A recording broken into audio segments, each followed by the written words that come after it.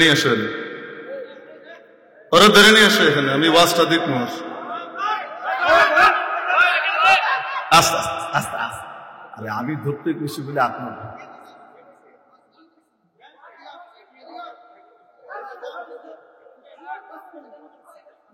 আস্তে আস্তে, থাক থাক থাক, ছেড়ে দাও।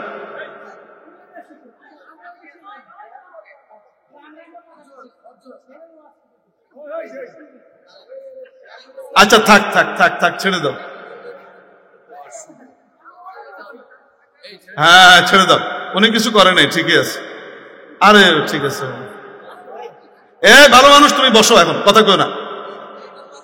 আরেকটা কথা কইলে তারপরে শুরু হইলে বিপদে পড়বা।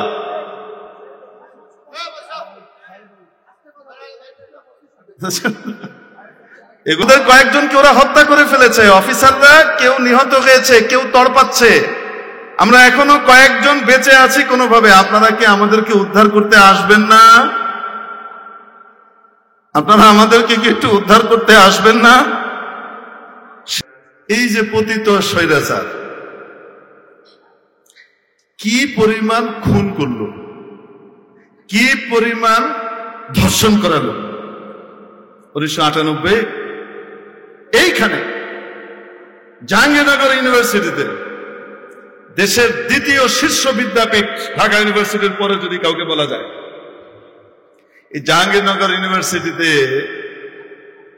আপার এক প্রিয়ভাজন ছাত্রলীগের সদস্য প্রত্যেক রাত্রে একজন একজন করে মেয়েকে নিয়ে ধর্ষণ করে ঘর সাজিয়ে ধ্বংসন করত। 100টা ধর্ষণ যেদিন পূরণ হয়েছে সেদিন আবার সকলের সামনে কেক কেটেছে, ধর্ষণের সেঞ্চুরির কেক।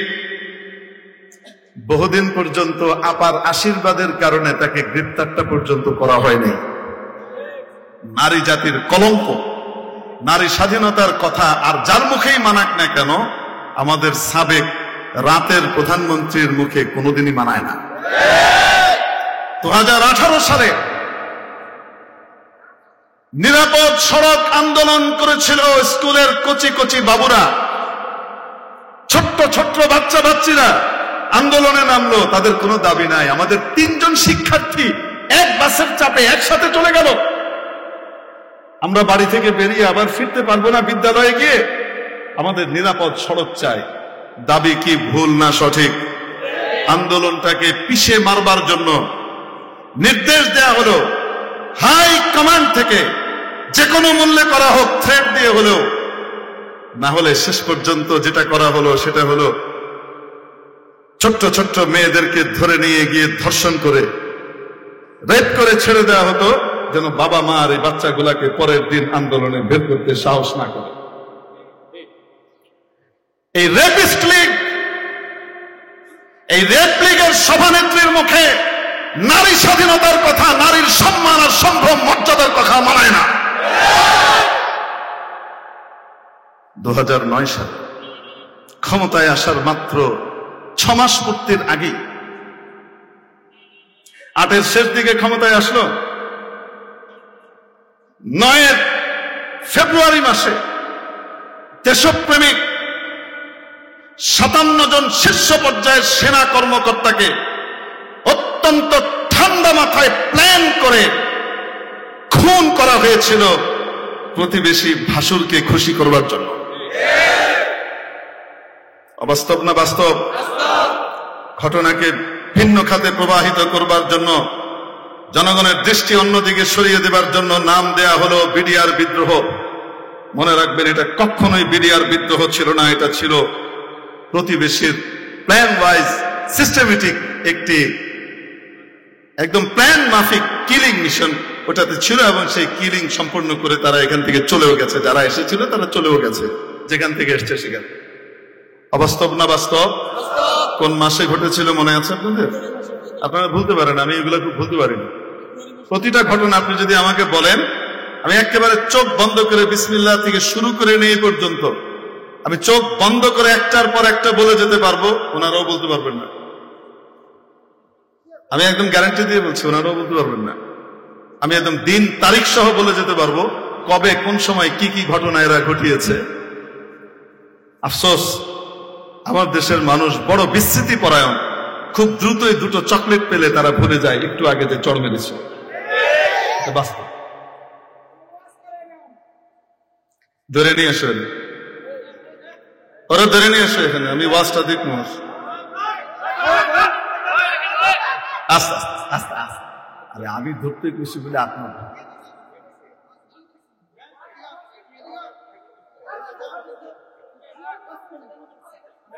আস্তে আস্তে, থাক থাক থাক, ছেড়ে দাও।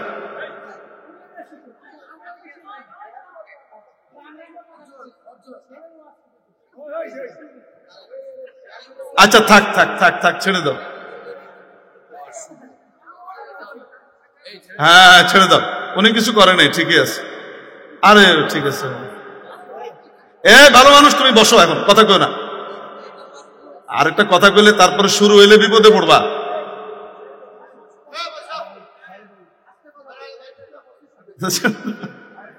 এগুলো আবার তোমরা নেটে মেটে ছেড়ে না।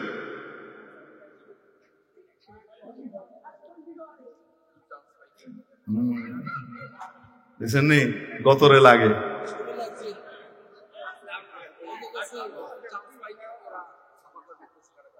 হ্যাঁ আসতে আল্লাহ ছাপা শুরু হয়েছে, দেখ আমরা ছাপা করতেছি, আল্লাহ ছাপা। 2009 সালে যখন এই শীর্ষ পর্যায়ের কর্মকর্তাদেরকে তাদের একটা অপরাধ ছিল, তারা ছিল ইন্ডিয়ান, ইন্ডিয়ার আধিপত্যবাদী জোরপূর্বক চাপিয়ে দেওয়া নীতিকে তারা পছন্দ করত না। দেশপ্রেমিক অফিসার ছিল তারা, না পাকিস্তানি রাজাকার ছিল, না ইন্ডিয়ান রাজাকার ছিল, বুঝাতে পারি নাই, তারা দেশপ্রেমিক ছিল। এই অপরাধে বাছাই করে এদেরকে সার্চ করে সব সেনা কর্মকর্তাদেরকে এদেরকে বাছাই করে বিডিআর প্রেশনে পাঠানো হয়, এবং তাদের বাৎসরিক যে অনুষ্ঠান যেখানে পিএম যাওয়ার কথা, পিএম কিন্তু যান নাই। কেন যান নাই এটা ওনাকে তদন্ত কমিশন জিজ্ঞেস করা দরকার, কেন আপনি গেলেন না। সমস্ত অফিসারদেরকে ওখানে একত্রিত করে এক জায়গাতে শেষ করে দেয়া হয়েছে। অবাস্তব না বাস্তব? কর্নেল গুলজার একজন দেশপ্রেমিক দায়িত্বহীন অফিসার ছিলেন, ফোন করেছেন, তখনও কিলিং শুরু হয় নাই, হাব ভাব দেখা যাচ্ছে, অবস্থা ভালো না, বেগতিক। উনি ফোন করে বললেন এখনো ওরা বিক্ষিপ্ত, এখনো ওরা সংঘবদ্ধ হতে পারে নাই, ইমিডিয়েটলি দুটো ফোর্স পাঠান, এখন সব ঠিক হয়ে যাবে, আমরা তো সব নিরস্ত্র, খালি হাতে এসছে এখানে।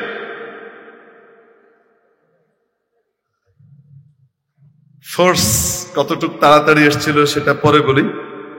তারপরেও ঘন্টা খানিকের মাথায় সেনাবাহিনীর ব্রিগেড এসে এখানে আবাহনী মাঠের এখানে এসে কি করলো, অবস্থান নিল মাত্র 1 কিলোমিটার দূরে। কর্নেল গুলজারের লাস্ট ফোন সব রেকর্ড এভিডেন্স হিসাবে এখনো আছে, এখনো আছে। আমার সেনা কর্মকর্তাদের এই আকুতি, এই রক্তমাখা কথা তৎকালীন বুচার অফ বাংলাদেশ শেখ হাসিনার কান বা হৃদয়কে নাড়া দিতে পারে নাই। উনি সন্ধি সন্ধি পেয়ার পেয়ার পিরিত পিরিত খেলা খেলছিলেন তখন। কর্তাকে হত্যা করা হয়েছে, তাদের স্ত্রী পুত্রদের কারো কারো স্ত্রীকে ভেতরে রেপ করা হয়েছে, তাদের মেয়েকে রেপ করা হয়েছে। এই ঘটনার কোনো বিচার আজ পর্যন্ত হয় নাই। অবাস্তব না বাস্তব? কোন মাসে ছিল যেন ঘটনাটা? কেউ বিচার না করলেও মহাবিচারক একজন আছেন না নাই? আমার সেনা ভাইদের সেই আর্তনাদ আর আহাজারিতে আল্লাহর আরশ কেঁপেছিল, তার প্রমাণ আমি একটু পরে দিচ্ছি। জমা হয়ে রইল ফেব্রুয়ারি, মাওলার কাছে জমা হয়ে রইল কি ফেব্রুয়ারি। তার কয়েক বছর পরের কথা, মাত্র 4 বছর পরে 2013-তে নবী প্রেমিকদের সমাবেশে, তাদের মধ্যে অনেকে ছিলেন হয়তো নামাজও ঠিক মতো পড়েন না, কিন্তু নবীর অপমান তারা সইতে পারেননি, তারা একত্রিত হয়েছিলেন সেখানে। সেখানে শুধু আলেম ওলামা ছিল তা না, অনেক দিনদার মানুষ, তৌহিদি জনতা সকলেই ছিল, ঠিক কি ঠিক না? রাতের আধারে ইয়াহিয়া খান এবং টিক্কা খানদের 25শে মার্চের কালো রাতকে হার মানিয়ে নির্বিচারে গুলি করে নবী প্রেমিকদেরকে হত্যা করা হয়েছিল 2013-র 5ই মের কালো রাতে, ঠিক কিনা? তারিখটা ছিল কি? আসতে বলেন। 5 তারিখটা বলেন কি? আলেমদের, নবী প্রেমিকদের কান্না জমা হয়ে রইল কোথায়? রব্বুল আলামিন বিডিআরদের সেনা কর্মকর্তাদের আহাজারির ফেব্রুয়ারি, আলেম ওলামা তৌহিদি জনতা নবী প্রেমিকদের 5ই মে, এই 5 আর ফেব্রুয়ারিকে একত্রিত করে 2025-এর 5ই ফেব্রুয়ারিতে আন্ডা বাচ্চা ধ্বংস হওয়ার সেই আস্তানাও করিয়ে দিয়েছেন, ঠিক কিনা?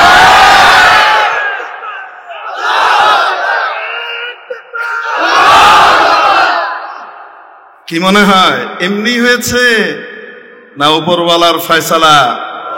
উপরওয়ালা যখন অ্যাকশন নেওয়া শুরু করেন তখন দেখান অনেকের চোখ খুলে যায়, যাদের চোখ খুলে না তাদেরকে আরেকটু দেখান, তারপরেও যদি ইশারা দেওয়ার পরেও চোখ না খুলে আর সেই খুনিদের, অন্যায়কারীদের, আযাবপ্রাপ্তদের অন্তর্ভুক্ত হয়, তাদের প্রতি সহমর্মিতা দেখায়, রব্বুল আলামিন যারা সহমর্মিতা দেখায় তাদেরকেও আযাবের শিকার করেন, ঠিক কিনা? আল্লাহ পাক প্রথমেই দেখিয়ে দিলেন, দেখেন নাই? আরে 5ই মের কালো রাত রব্বুল আলামিন 5ই অগাস্ট দিয়ে ফিরিয়ে দিলেন। হ্যাঁ, আল্লাহ পাক তো অন্য রাতও অন্য দিনও গ্রহণ করতে পারতেন, পারতেন না? আল্লাহ পাকের কাছে 5-এর একটা বিশেষ। ইসলামের বুনিয়াদ কয়টা? নামাজের ওয়াক্ত কয়টা? নবীর জন্য শাহাদাতের রাত কবে? জালিমকে খেদিয়ে বের করার জন্য মাবুদ যে দিন নির্ধারণ করলেন সেটাও কি দেখিয়ে দিলেন? এটা আমার অ্যাকশন, এটা আমার অ্যাকশন। অনেকের চোখ খুললো না, যাদের খুলে নাই তাদেরকে এবার বিডিআর কেউ একসাথে নিয়ে আসলেন। বিডিআর এর ফেব্রুয়ারি, ওলামায়ে কেরাম আর নবী প্রেমিকদের 5 দুটাকে মিলিয়ে আন্ডা বাচ্চা ধ্বংসের জায়গাটাকেও শেষ করে দিলেন, ঠিক কি ঠিক? খুব খেপবে আমার উপরে। ক্ষমতা যদি কোনোদিন আইবার পারে, বোঝেন নাই মনে হয়? শুনেন একটা কথা কই দিই, আজরাইল কারো খালাতো ভাই না যে ডাকলে আয় বলে। আমারে মারণের লেগে, আপনার মারণের লেগে কি লাগবো? আজরাইল লাগবো না? আজরাইল কি কারো খালাতো ভাই? ডাকলে আয় বলবো? জি নেই। যে কয়দিন আল্লাহ হায়াত রেখেছেন, শাবদুলের মতো, সিংহের মতো জীবন যাপন করতে হবে। মনে রাখতে হবে, শিয়ালের মতো 1000 বছর বেঁচে থাকার চাইতে সিংহের মতো একদিন বেঁচে থাকা শ্রেয়। টিপু সুলতান বলেছে। আল্লাহ পাক আমাদেরকে বুঝবার তৌফিক দান করেন। যে সমস্ত ভাইরা ভুল করেছিলেন, অন্যায় করেছিলেন, খুন, নির্যাতন, ধর্ষণের পথে ছিলেন, তাদেরকে তওবা করার তৌফিক দান করেন। আমরা তো চাই তারা তওবা করুক, সঠিক পথে ফিরে আসুক, সকলে মিলে দেশকে পুনর্গঠন করবার জন্য একসাথে আত্মনিয়োগ করুক, ঠিক কি ঠিক না? দোয়া তো করি, কিন্তু কপালে তারই লাগবে যার কপালে হেদায়েত আছে, না থাকলে লাগবে না।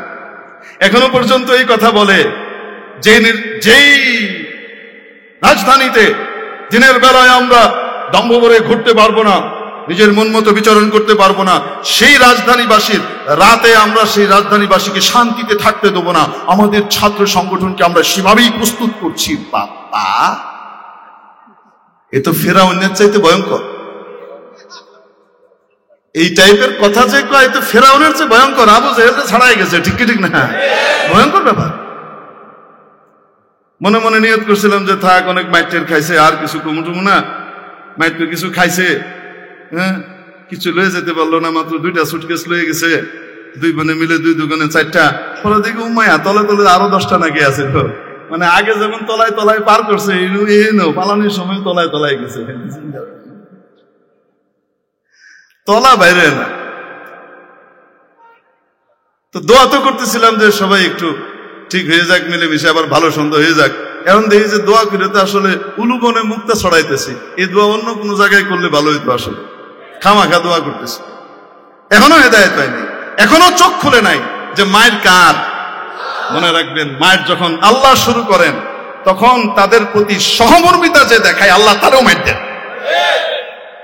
আমি কি নিজ থেকে বলতেছি না কোরআন থেকে বলতেছি? বলবো আপনাদেরকে, লূত আলাইহিস সালাম এর যে অবাধ্য জাতি যারা ছিল, যারা বাধ্য ছিল তারা তো নিকাল, অবাধ্য যারা ছিল এটা ভয়ঙ্কর কাজ করতো, এরা সমকামিতা করতো। আল্লাহ বলেন ইতিপূর্বে এই অপকর্ম আর কেউ কোনোদিন করে নাই, ওরা শুরু করছে। লূত আলাইহিস সালাম বহুত ফিরানোর চেষ্টা করছেন, কাজ হয় না। মজার ব্যাপার হলো লূত আলাইহিস সালামের যে বউটা, এটাও ওদের পার্টির লোক ছিল। লূত আলাইহিস সালামের স্ত্রী কিন্তু কার পার্টির? ওই পসাদের পার্টির। যাই হোক, আল্লাহ পাক আযাব পাঠানোর সিদ্ধান্ত নিয়ে নিলেন। লূত আলাইহিস সালামকে বললেন ফেরেশতাদেরকে পাঠিয়ে, আসরি বিআহলিকা বিকিতইন মিনাল লাইল, রাত থাকতে থাকতেই আপনার লোকজনকে নিয়ে, যারা মানে এদেরকে নিয়ে বেরিয়ে যান, কারণ আল্লাহ পিটানোর সিদ্ধান্ত নিয়েছেন। সাইজ করবে কি করেন? রাত থাকতে থাকতেই বেরিয়ে যান, খবরদার সকাল হইলে কিন্তু উপায় নাই। আরেকটা জিনিস, ওয়ালা ইয়ালতাফিত মিনকুম আহাদুন, যখন আযাব আসবে, ওদের ডাক চিৎকার আহাজারি শুরু হবে, তখন তাদের দিকে কেউ যেন ফিরেও না তাকায়। কেন? যে ফিরে তাকাবে, ওদের প্রতি সহমর্মিতা দেখাবে, তাকেও তাদের অন্তর্ভুক্ত করে ফেলা হবে। ছেলে ছেলে না সমকামিতা করে। লূত আলাইহিস সালামের বউ তো আর এই কাম করতে পারতো না, কিন্তু কি ছিল? সমর্থক। কি ছিল? সমর্থক ছিল। করে নাই কখনোই, কাম তো করার সুযোগ নেই। আর ওই সময় তো উল্টা দিকের যে চিন্তা, এটা তো কল্পনাই মানুষের দেয়নি। শুরুতে শয়তানে রেখে গেছে। এখন আল্লাহ আল্লাহ আল্লাহ আল্লাহ আল্লাহ, লূত আলাইহিস সালাম তার পরিবার বর্গকে সবাইকে নিয়ে চলে যাচ্ছেন, যেহেতু আল্লাহ বলেছেন ফাআসরি বিআহলিকা, আপনার পরিবার বর্গকে নিয়ে যান। উনি বুঝেছেন নিজের পরিবার, ছেলে মেয়ে যারা আছে এরা তো আছেই, আমাকে যারা মানে তারাও আমার পরিবার, সবাইকে নিয়ে উনি বের হয়ে যাচ্ছেন। বারবার বলছেন খবরদার পিছনে ফিরে তাকাবে না। এদিকে আল্লাহ পাক উপর থেকে পাথরের বৃষ্টি দেওয়া শুরু করলেন। কিসের বৃষ্টি? একটা করে ছোট্ট ছোট্ট পাথর আসে, এবং আল্লাহ বলেন মুসাওয়ামাতান ইনদা রাব্বিক, প্রত্যেক পাথরে কাকে মারা হবে তার নাম লেখা ছিল। কার উপরে পড়বে এটা কি লেখা আছে? নাম লেখা ছিল। পাথর একটা করে পড়ে, মাথা দিয়ে ঢুকে, মগজ ভেদ করে, গলা ভেদ করে, ভেতর দিয়ে গিয়ে যেই রাস্তা দিয়ে এই কাজ করত ওই রাস্তা দিয়ে বেরোয় যায়। একবারে মারা যাচ্ছে না, তড়পাচ্ছে, চিৎকার করছে, গেলাম রে, মরলাম রে, গেলাম রে, সাহায্য করো। এই হযরত লূত আলাইহিস সালাম বলতেছেন তাড়াতাড়ি ভাগ, তাড়াতাড়ি, খবরদার পিছনে ফিরে তাকাবে। কেউ তাকায় নাই। আল্লাহ বলেন ইল্লাম রায়াতাক, কেউ তাকাবে না, তবে তোমার বউ তাকাবে। বা মরলাম রে, গেলাম রে, এই সেই করতেছে। হঠাৎ লূত আলাইহিস সালামের বউ হঠাৎ কয়, ফিরে তাকায়, দেখে কয়, ইস কি অমানবিক, কি অমানবিক ভাবে লোকগুলোকে হত্যা করে হচ্ছে। হ্যাঁ, কি অমানবিক। কইতে দেরি, হ্যান নামেরটা মাথার উপরে আইসে, একদম ঠিক মতো পড়ছে, ওই নেই শেষ। আল্লাহ পাক এই ঘটনা দিয়ে আমাদেরকে বুঝিয়েছেন, যখন মাওলার আযাব আসে, যাদের উপরে আসে, তাদের প্রতি কেউ যদি সহমর্মিতা দেখায়, তারও কপালে পিঠা আসবে। এজন্য আমার ভাইকে আমি বলবো, আমাদের দলের শীর্ষ পর্যায়ের কেউ কেউ হঠাৎ ওইদিকে একটু পীড়িত দেখাইতেছে। এই পীড়িত দেখাইলে কিন্তু হেদের কান্দেও এই একই আযাব আসবে, জনতা কিন্তু হেদের উপরেও খেলবে। একটু আপনারা উপরে মেসেজ দিয়ে দিয়েন, আপনি আমাদের তো প্রতিনিধি, উপরে বলেন আমার জনতা কয়ে দিয়েছে। এই পীড়িত কিন্তু মানুষ পছন্দ করতেছে না, এত সুশীল হওয়া ভালো না। বুঝাতে পারেন? মন খারাপ করলেন আপনারা? উনি আমাদের মেহমানও আবার অভিভাবক, ঠিক আছে না? অভিভাবক হিসেবে কইছে, মেহমান হিসেবে না। মেরে মোহতারাম দোস্ত, যাই হোক, বলতেছিলাম কোথায় কথা গেছে মনে আছে আপনাদের? আল্লাহ পাক